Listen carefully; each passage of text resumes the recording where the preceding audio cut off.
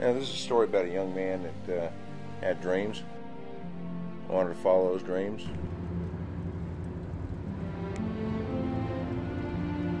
There was a young man that once found out that life was tougher than he thought. After high school, he decided he didn't want to play, so he went and got a GED. He kind of dropped out, did his own thing. Said, I can go out in the world. You guys don't know anything. I'm going to do it all. A story of altruism and triumph over truth. And then truth triumph over altruism. And he decided to make some changes in his life, and part of that was to join the Army. You know where you're going if you go into combat arms. You're going to go in harm's way, and that was a choice he made. He was 23. He was excited. He worked hard to get promoted before he went in the Army. Once in, he found out he liked it, he was good at it, he enjoyed it, and he came out taller, stronger, and prouder. Looking forward to being stationed in Korea. For me, the United States of America is the greatest country on earth. No other country gives you the opportunities that this does. He had gone home to do recruiting duty so that he could have some leave time with his family before getting shipped off.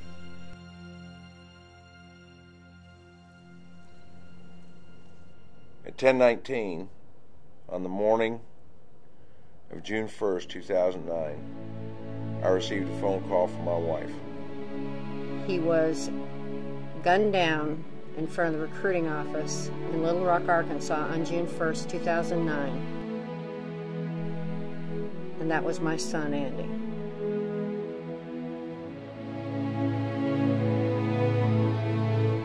I am the father of Private William Andrew Long, an Army soldier who was gunned down by an Islamic jihadist in front of a Little Rock recruiter station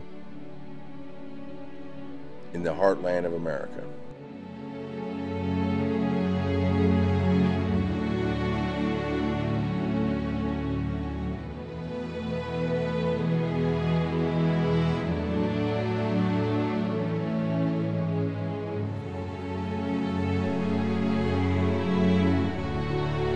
That was probably the toughest day of my life.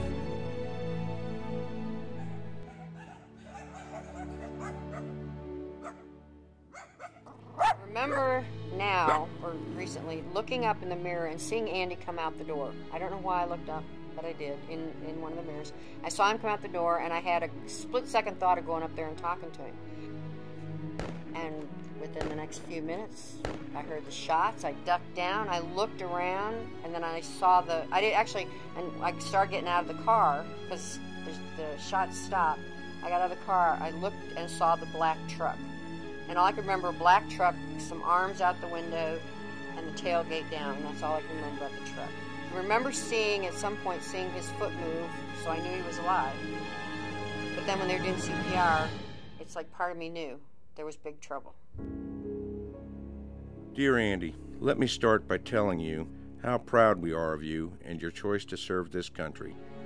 Your days only end when you've done your duty. You have a lot of long days ahead of you.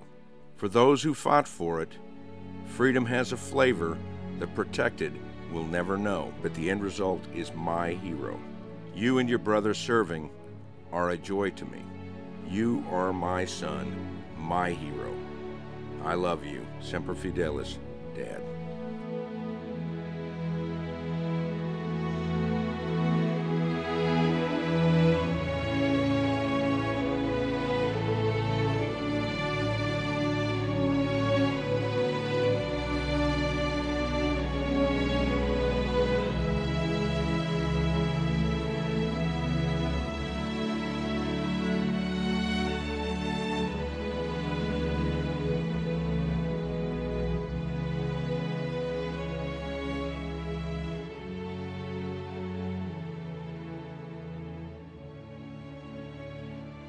not too long after my son died. It's like a light bulb in my head went on, but it's like a voice that said, "Now's the time." And so I sat down and I wrote this letter to Dr. Youssef and sent, in a way it's a tithe to me, to reach the Muslim people, to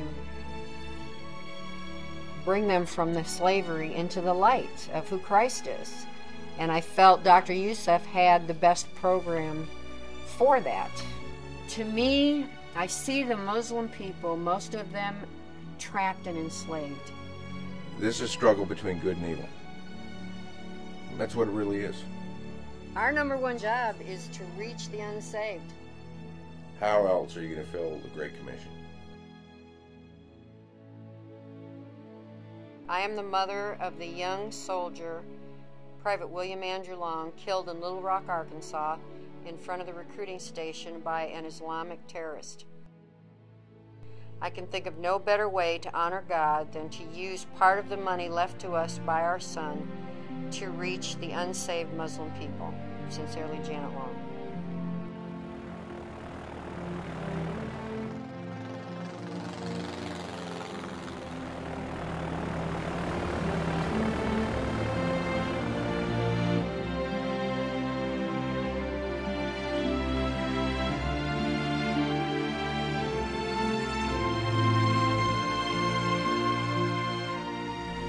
This is a story about a young man who had dreams, and those dreams were ripped away from him.